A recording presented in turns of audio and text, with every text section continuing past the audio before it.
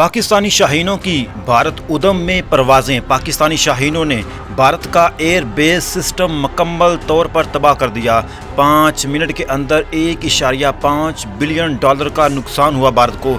मनाज़र आप देख सकते हैं कि पाकिस्तानी शाहीनों ने भारत के अंदर घुसकर भारत का एयर बेस सिस्टम तबाह कर दिया है। इस वक्त शाहीनों की परवाज़ें जो हैं वो आप देख सकते हैं, और ये जो शाहीन हैं ये कामयाबी के साथ पाकिस्तान में वापस भी लौटे हैं। मनाज़र आप देख सकते हैं, शाहीनों ने भारत में तबाही मचा दी है।